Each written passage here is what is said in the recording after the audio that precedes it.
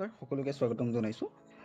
আপোনালোকে যিহেতু বহুদিনৰ পৰাই কমেণ্ট কৰি আছিলে যে ADRE 3.0 যি হ'বলগীয়া চিলেবাছকে বিচাৰি আছিলে, গতিকে এই ভিডিঅ'ত আমি কমপ্লিট চিলেবাছটোৰ টপিক ৱাইজ ডিছকাছ কৰিম আৰু আমি চাম প্ৰিভিয়াছ ইয়েৰত কেনেধৰণৰ কুৱেশ্যন আহিছিলে আৰু কোনটো টপিকৰ পৰা কিমান মাৰ্ক আহিছিলে। তো প্ৰতিটো ছাবজেক্টৰে আমি ডিছকাছ কৰিম এই ভিডিঅ'টোত, গতিকে ভিডিঅ'টো সম্পূৰ্ণৰূপে চাব আৰু যদি চেনেলটোত নতুনকৈ আহিছে তেনেহ'লে চেনেলটো ছাবস্ক্ৰাইব কৰি ৰাখিব। গতিকে প্ৰথম আমি ইয়াতে চাম ফাৰ্ষ্ট ADRE 3.0 চিলেবাছটো কেনেকুৱা হ'ব পাৰে। যিহেতু যোৱাবাৰ মুখ্যমন্ত্ৰী হিমন্ত বিশ্ব শৰ্মা ডাঙৰীয়াই কৈছিল যে ADRE চিলেবাছটো কমপ্লিটলি APSCৰ নিচিনা কৰি দিম বুলি। তো সেইটো যিহেতু যোৱাবাৰ নহ'লে, হয়তো এইবাৰ হ'বও পাৰে। গতিকে যিহেতু এতিয়ালৈকে কোনো অফিচিয়েল নটিফিকেশ্যন অহা নাই, যদি মানে চিলেবাছ একেই থাকিব, আমি যদি APSCৰ নিচিনাও কৰে, চিলেবাছ কমপ্লিটলি চেঞ্জ হৈ নাযায়, চিলেবাছ এনেকুৱা ধৰণেৰে থাকিব। যেতিয়া মানে তাতে যিহেতু দুখন পেপাৰ, মানে এখন পেপাৰ আমি পাছ কৰিলে হৈ যায়, তাৰপিছত স্কিল টেষ্ট আহি যায়। তো তেনেকুৱা আছিলে। তো আগৰ মানে চিষ্টেমটোত যদি APSCৰ নিচিনা চিলেবাছটো কৰে, তেতিয়া জাষ্ট কি হ'ব, তাত আৰু এখন পেপাৰ যোগ দিব, যিখন কোৱালিফাইং পেপাৰ থাকিব। তো যেনেকৈ APSCত এখন কোৱালিফাইং পেপাৰ থাকে, তো জাষ্ট তেনেকুৱাকৈ এখন পেপাৰ দিব। তাত সেই পেপাৰখনৰ চিলেবাছো প্ৰায় এই চিলেবাছৰ লগত একেই হ'ব। যিহেতু এতিয়ালৈকে সেই অফিচিয়েল কোনো নটিফিকেশ্যন অহা নাই, গতিকে আমি ধৰি ল'ব পাৰোঁ যে কোনো ধৰণৰ তেনেকুৱা ধৰণৰ ইমান সোনকালে নহয়। কাৰণ তেনেকুৱাকৈ দুটা এক্সাম পাতিবলৈ হ'লে বা দুখন পেপাৰ ল'বলৈ হ'লে চৰকাৰৰো অলপ খৰচ পাতিৰো কথা আছে। গতিকে সেইখিনি মানে আমি পাছত যদি তেনেকুৱা কেনেবাকৈ হয়, তো তেতিয়া আমি সেইখিনি আকৌ ডিছকাছ কৰিম। তো কিন্তু এতিয়া আমি ডিছকাছ কৰিব লাগিব যোনটো আগৰ ছিষ্টেমটোতে আমি হ'ব বুলি বৰ্তমান ক'ব পাৰোঁ। আৰু 99% ক'ব গ'লে আগৰ ছিষ্টেমতেই থাকিব এক্সাম ছিষ্টেমটো ইমান সোনকালে পেপাৰ পেটাৰ্ণটো ইমান সোনকালে চেঞ্জ কৰি দিব নোৱাৰে। গতিকে যিহেতু আমি যদি চাওঁ, প্ৰায়বিলাক কচিং ইনষ্টিটিউটত এতিয়া কি কৰিছে, ADRE কোৰ্চ প্ৰায় সিহঁতৰ 30% চিলেবাছ কভাৰ হৈ গৈছে। গতিকে আপুনি যদি চেল্ফ ষ্টাডি কৰি আছে, তো গতিকে আপোনাৰ কাৰণে এইটো খুব ইম্পৰ্টেণ্ট হয়।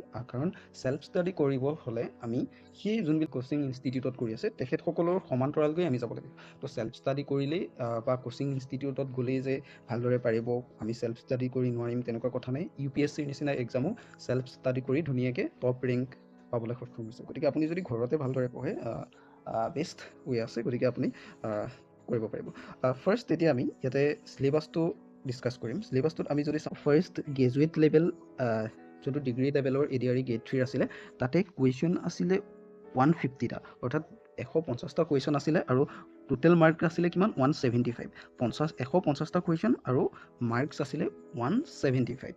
টাইমটো আপোনালোকে জানেই 3 ঘণ্টা বুলি। তো তাতে কি আছিলে যে কিছুমান কুৱেশ্যন বিশেষকৈ ইংলিছৰ, জেনেৰেল ইংলিছৰখিনি নহয়, যোনখিনি ৰিডিং কম্প্ৰিহেনশ্যন বা লেংগুৱেজৰ কুৱেশ্যন আছিলে, সেই কুৱেশ্যনখিনিত 2 মাৰ্কছকৈ আছিলে।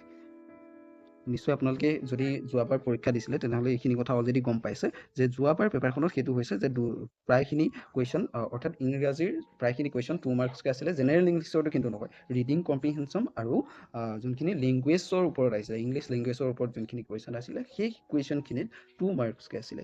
তো তাৰপাছত আমি যদি চাওঁ গ্ৰেড 3 যোনটো HS লেভেলৰ, তাত কি হয়, তাত 150টা কুৱেশ্যন আৰু 150 নম্বৰ। তাত কোনো কথা নাই, এটা কুৱেশ্যনত 1 নম্বৰ। তেনেকৈ গ্ৰেড 3 ড্ৰাইভাৰৰ কাৰণে কি আছিলে, ছেম আছিলে, 150টা কুৱেশ্যন 150 মাৰ্ক, তেনেকুৱাকৈ আছিলে। অ'কে, তাৰপাছত আমি যদি চাওঁ গ্ৰেড 4ৰ কি হৈছিলে, 135টা কুৱেশ্যন 135 নম্বৰ। একদম মানে গোটেইখিনি বাকী চব ঠিকে আছে। কিন্তু যোনটো এই আপোনাৰ গ্ৰেড 3 ডিগ্ৰী লেভেলৰ, যোনটো আপুনি হয়তো বেছিকৈ মানে প্ৰিপেৰেশ্যন কৰি আছে এই এক্সামটোৰ কাৰণে, গ্ৰেড 3 ডিগ্ৰী লেভেলৰ এই এক্সামটোত কি হয়, 150টা কুৱেশ্যন থাকে, কিন্তু কুৱেশ্যন মাৰ্কছ, টোটেল মাৰ্কছ হয় 175। টোটেল 150টা কুৱেশ্যন থাকিব আৰু 175 মাৰ্কছৰ হ'ব। তো আমি গোটেই চিলেবাছখিনি প্ৰতিটো ছেকশ্যনৰে ইয়াতে আমি লৈ আহিছোঁ। তো ফাৰ্ষ্ট আমি কি কৰোঁ যে যিহেতু ADRE গ্ৰেড 3 গ্ৰেজুৱেট লেভেলৰ ষ্টুডেণ্টেই বেছিকৈ আছে, গতিকে গ্ৰেড 3 আমি গ্ৰেজুৱেট লেভেলৰ ডিগ্ৰী লেভেলৰ যোনটো ছাবজেক্ট ৱাইজ আমি ৱেটেজখিনি ইয়াতে ব্ৰেকডাউন কৰিম। অৰ্থাৎ আমি চাম ইয়াতে কোনকেইটাৰ পৰা কিমান কুৱেশ্যন আহিছিলে। তো আমি যদি চাওঁ যোৱাবাৰ বা তাৰ আগৰ মানে প্ৰিভিয়াছ ইয়েৰত কি হৈছে, ফাৰ্ষ্ট আমি ছ'চিয়েল ষ্টাডিজ আৰু জেনেৰেল নলেজ, GK আৰু ছ'চিয়েল ষ্টাডিজৰ পৰা টোটেল কিমান নম্বৰ আহিছে, 50 নম্বৰ। টোটেল 50 মাৰ্কছ আহিছে, 50 কুৱেশ্যন আৰু 50 মাৰ্কছ। প্ৰতিটো কুৱেশ্যনৰ যিহেতু 1 নম্বৰকৈ আছিলে, গতিকে 50টা কুৱেশ্যন আৰু 50 মাৰ্ক ইয়াতে আহিছিলে। তাৰপাছত আছে লজিকেল ৰিজনিং আৰু মেণ্টেল এবিলিটি। তো ৰিজনিঙৰ পৰা আপোনালোকে যদি চাই, ৰিজনিঙৰ পৰা বৰ বেছি কুৱেশ্যন অহা নাই, 20টা কুৱেশ্যন আহিছে, 20 নম্বৰ।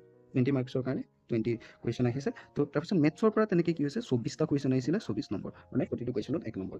তাৰপাছত আপোনালোকে যদি ভালদৰে চাই, ইয়াতে ইংলিছৰ কথাটো দিয়া আছে, জেনেৰেল ইংলিছৰ পৰা 31 নম্বৰ আৰু reading comprehension and English language ইয়াৰ পৰা 25টা কুৱেশ্যন অ'কে ইয়াত যদি আমি চাওঁ জেনেৰেল ইংলিছত 31টা কুৱেশ্যন তাত টোটেল মাৰ্ক হৈ গ'ল 31 কাৰণ 1 নম্বৰকৈ কিন্তু যদি আমি ৰিডিং কম্প্ৰিহেনশ্যনৰ কুৱেশ্যনখিনি চাওঁ তাত কিমানকৈ আছে 2 নম্বৰকৈ টোটেল কিমান হৈ গ'ল 25টা কুৱেশ্যনত 50 আৰু এইফালে জেনেৰেল ইংলিছত কিমান 31 টোটেল যদি চাওঁ আমি টোটেল 81 মাৰ্কছ টোটেল 81 মাৰ্কছ কিন্তু ইংলিছ ছাবজেক্টটোৰ পৰাই আহিছিলে অ'কে গতিকে আমি ইংলিছ ছাবজেক্টটো বহুত ভালদৰে পঢ়িব লাগিব এইটো কথা নহয় যে অকল আমি ইংলিছটোৱে ভালকৈ পঢ়িম কিন্তু আমি যদি চাওঁ তুলনামূলকভাৱে আমি ইংলিছ ছাবজেক্টটোত বেছি গুৰুত্ব দিব লাগিব কাৰণ তাত কি হয় তাত টোটেল 81 মাৰ্কছ আহিছে কম্প্ৰিহেনশ্যন লেংগুৱেজ আৰু জেনেৰেল ইংলিছ তিনিওটা মিলাই পেলাই টোটেল 81 মাৰ্কছ আহিছে গতিকে আমি সেইকাৰণে মাৰ্কছ যেতিয়া তাত বহুত বেছি পৰিমাণে আছে 50%তকৈ বেছি মাৰ্কছ তাত আছে তো গতিকে সেই ছাবজেক্টটো আমি বেছিকৈ অলপ গুৰুত্ব দি চাব লাগিব অ'কে তো তাৰপাছত আমি যদি নিগেটিভ মাৰ্কিঙৰ কথাটো লগতে মই কৈ দিছোঁ হয়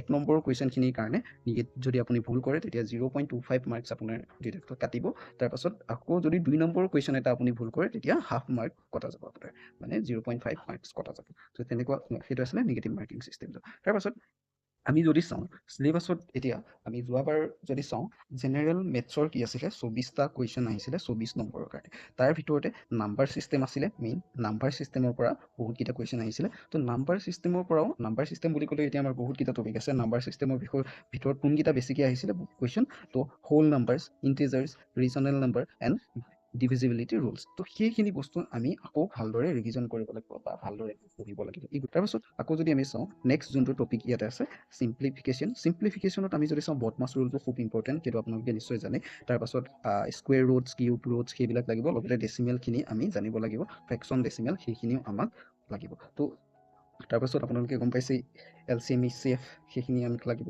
তাৰপিছত পাৰ্চেণ্টেজটো আপোনালোকে নিশ্চয় গম পায় পাৰ্চেণ্টেজৰ কিমান কুৱেশ্যন আহে আপোনালোকে নিশ্চয় সেইখিনি পাইছে তো প্ৰফিট লছৰ কুৱেশ্যন লাগিব তাৰপাছত চিম্প্লিফিকেশ্যনৰ যিখিনি আছে টাইম ডিষ্টেঞ্চ স্পীড সেইখিনি কুৱেশ্যন আমি ৰিজনিঙতো মানে কম্বাইন মেথছ আৰু ৰিজনিং কম্বাইন কৰি পেলাই এনেকুৱা ধৰণৰ কুৱেশ্যনবিলাক ইয়াতে দিয়ে গতিকে এই কুৱেশ্যনখিনি আমি খুব ভালদৰে চাব লাগিব তো মই এই কমপ্লিট চিলেবাছৰ PDF টো আপোনালোকক দি দিম আৰু চিলেবাছত যেনেদৰে কভাৰ কৰা হৈছে মই চিলেবাছটো যিদৰে বনাইছোঁ তো তেনেকুৱাকৈ আমি প্ৰতিদিনে ক্লাছবিলাক কৰি যাম ঠিক আছে মই সপ্তাহত 2-3টা ভিডিঅ' আপোনালোকৰ কাৰণে আপলোড কৰিবলৈ চাম আৰু ৰেগুলাৰলি আপোনালোকে যদি সেই ভিডিঅ'খিনি চাই ৰিভিজন আপোনালোকৰ হৈ যাব আৰু মোৰ যিখিনি ষ্টাডি মেটেৰিয়েলছ আছে মই সেইখিনি আপোনালোকক শ্বেয়াৰ কৰিম যিকেইখন কিতাপ মোৰ ওচৰত অলৰেডি আছে মই নতুনকৈ কিতাপ কিনা নাই যিখিনি মোৰ আগৰ পৰাই আছিলে তো সেইখিনি মই ব্যৱহাৰ কৰিম গতিকে আপোনালোকৰ ওচৰত নিশ্চয় আছেই কিতাপ তো সেইখিনি কিতাপেই আপোনালোকৰ হৈ যাব তো তাৰপাছত আমি জেনেৰেল মেথছৰ পাছতে যদি চাওঁ আমাৰ আছে ছ'চিয়েল ষ্টাডি আৰু জেনেৰেল নলেজ তো ইয়াৰ পৰা টোটেল আপোনালোকে গম পাইছে 50 নম্বৰৰ কুৱেশ্যন আমি অহা দেখিছোঁ যোৱা পৰীক্ষাত তো 50 মাৰ্কছ ইয়াতো কম নহয় জেনেৰেল ইংলিছত আমি গোটেই মানে 3টা ছেকশ্যন মিলাই পিনে কিমান পাইছিলোঁ 81 আৰু ইয়াত 2টা ছেকশ্যন মিলাই পাইছোঁ আমি 50 মাৰ্ক গতিকে জেনেৰেল নলেজৰ যোনটো জেনেৰেল নলেজ আৰু ছ'চিয়েল ষ্টাডি এই পাৰ্টটো আমি খুব ইম্পৰ্টেঞ্চ দি খুব গুৰুত্ব সহকাৰে পঢ়িব লাগিব তো ইয়াতে যদি চাওঁ আছাম হিষ্ট্ৰী আছে ফাৰ্ষ্ট আছাম হিষ্ট্ৰী আমি কি পঢ়িব লাগিব এনচিয়েণ্ট কামৰূপা কামৰূপ কিংডমৰ বিষয়ে পঢ়িব লাগিব ডিটেইলছ আহোম ৰুলছ আমি আহোম ৰুলাৰখিনিৰ বিষয়ে ভালদৰে পঢ়িব লাগিব তাৰপিছত মোৱামৰীয়া আৰু ৰিভলিউশ্যনৰ বিষয়ে পঢ়িব লাগিব তো মোৱামৰীয়া বিদ্ৰোহ কি আছিল আৰু ব্ৰিটিছসকল কেতিয়া আহিছিল কি কৰিছিল তো সেইখিনি বিষয়ে আমি ইয়াতে ভালদৰে পঢ়িব লাগিব অ'কে তাৰপিছত আছাম ফ্ৰীডম মুভমেণ্ট অসমৰ লগত ৰিলেটেড যোনবিলাক ফ্ৰীডম মুভমেণ্ট আছে যেনেকৈ শৰাইঘাট হয়নে তো সেইবিলাক তাৰপাছত আছাম জিঅ'গ্ৰাফী থাকিব আছাম জিঅ'গ্ৰাফীত কি থাকিব ব্ৰহ্মপুত্ৰ বৰাক ৰিভাৰ ছিষ্টেমৰ বিষয়ে আমি চাব লাগিব একচুৱেলি আমি ইয়াত অকল আছাম বুলিয়ে নহয় এইটো কিন্তু ৰিভাৰ ছিষ্টেমটো আমি গোটেই অল ইণ্ডিয়াৰ চাব লাগিব অ'কে অল ইণ্ডিয়াৰ ৰিভাৰ ছিষ্টেমটো চাব লাগিব তেনেকুৱাকৈ আমি গোটেইখিনি চাব লাগিব তাৰপাছত আমাৰ আছে ফ্ল'ৰা ফ'না অফ আছাম এইখিনিতো ফ্ল'ৰা ফ'না এইখিনি আমি আছামৰ চালেই হৈ যাব বেছিকেলি তো অসমৰ যিখিনি উদ্ভিদ আছে প্ৰাণী আছে তো সেইখিনি আমি ভালদৰে চাব লাগিব প্ৰাণী আৰু উদ্ভিদ যোনখিনি নতুনকৈ এতিয়া জুবিন গাৰ্গৰ নামত কিবা ফুল হেৰি কৰিছে নামাকৰণ কৰিছে তো তেনেকুৱা সেইবিলাক কথা আমি ভালদৰে চাব লাগিব তো আছামিজ আৰ্টছ এণ্ড কালচাৰ এইবিলাকতো লাগিবই কালচাৰ এণ্ড লিটাৰেচাৰ এইবিলাক লাগিব তো এইখিনি জিকে পাৰ্টখিনি আমি ভালদৰে ডিছকাছ কৰিম আৰু কাৰেণ্ট এফেয়াৰে বহুত এটা ইম্পৰ্টেণ্ট ৰোল এই এক্সামটোত দিয়ে পলিটিৰো আছে লগতে তো এইখিনি আমি চাব লাগিব জেনেৰেল ষ্টাডিছত তাৰপাছত যদি আমি চাওঁ জেনেৰেল ইংলিছ ৰিডিং কম্প্ৰিহেনশ্যন তাৰ পৰা ফাৰ্ষ্ট আমি পাৰ্টছ অফ স্পীচটো চাব লাগিব পাৰ্টছ অফ স্পীচত আপোনালোকৰ এতিয়া নাউন প্ৰনাউনৰ ডেফিনিশ্যন সেইবিলাক নাহে পৰীক্ষাত আহিব কি এটা ৱৰ্ডছ দিয়া থাকিব তাৰ নাউন ফৰ্মটো কি হয় বা এক্সেক্টিভ বা প্ৰনাউন ফৰ্মটো কি হয় তেনেকুৱা টাইপৰ কিছুমান কুৱেশ্যন দিয়ে যোনবিলাক আমি পাৰ্টছ অফ স্পীচৰ যেতিয়া কুৱেশ্যন কৰিম মানে ক্লাছটো কৰিম তো তেতিয়া আমি তাতে গোটেই এক্সাম্পল কুৱেশ্যন আৰু প্ৰিভিয়াছ ইয়েৰৰ যোনবিলাক কুৱেশ্যন আছিলে তো গোটেইখিনি আমি কালেক্ট কৰি আপোনালোকৰ আগত দেখাবলৈ চাম তো তাৰপাছত টেন্স ভাৰ্ব সেইখিনি তো যোনখিনি মানে বেছিক গ্ৰামাৰৰ হয় তাৰপাছত ভইচ নেৰেশ্যন, তাৰপিছত প্ৰিপজিশ্যন, আৰ্টিকলছ, ভকেবুলাৰীটো খুব ইম্পৰ্টেণ্ট হা, ভকেবুলাৰী আৰু ইডিয়মছ এণ্ড ফ্ৰেজ, এইটো একদম বেছি ইম্পৰ্টেণ্ট। ইয়াৰ পৰা বেছি কুৱেশ্যন আমি অহা দেখিছোঁ পৰীক্ষাবিলাকত, গতিকে এইকেইটা আমি ভালদৰে চাম। চেণ্টেন্স কাৰেকশ্যনটো আৰু জানেই, ইয়াৰ পৰা বহুতখিনি কুৱেশ্যন আহে চেণ্টেন্স কাৰেকশ্যনৰ পৰা। তো তাৰ পাছত আপোনালোকে মেইন হৈ গ'ল ইয়াৰে reading comprehension and English language. ইয়াৰ পৰা টোটেল আপোনালোকে দেখিছে 25টা কুৱেশ্যন আহিব, 50 দিন, দুইকে থাকিব যিহেতু প্ৰতিটো কুৱেশ্যনত, গতিকে 25টা কুৱেশ্যন 50 নম্বৰ। গতিকে এই পাৰ্টটো আমি খুব ইম্পৰ্টেঞ্চ দি পঢ়িব লাগিব। গতিকে আজি আমি চিলেবাছৰ কথা এইখিনিতে আমি ডিছকাছ কৰিলোঁ। তো পৰৱৰ্তী সময়ত আমি ভিডিঅ'সমূহ নিয়মীয়াকৈ দি থাকিবলৈ চেষ্টা কৰিম, আৰু আপোনালোকে লগতে এই গোটেইখিনি চাব, আৰু লগতে চিলেবাছৰ যোনটো PDF হয়, সেই PDF ফাইলটো মই আপোনালোকক ডেছক্ৰিপশ্যনত এটা লিংক দি দিম, তাৰ পৰা আপোনালোকে ধুনীয়াকৈ ডাউনলোড কৰি ল'ব পাৰিব। আৰু যদি আপোনালোকে এনেধৰণৰ ভিডিঅ' বা ইয়াৰ পূৰা প্ৰপাৰ ষ্টাডি গাইডেঞ্চ পাই থাকিবৰ কাৰণে আপোনালোকে চেনেলটো ছাবস্ক্ৰাইব কৰি ৰাখি থাকিব পাৰে।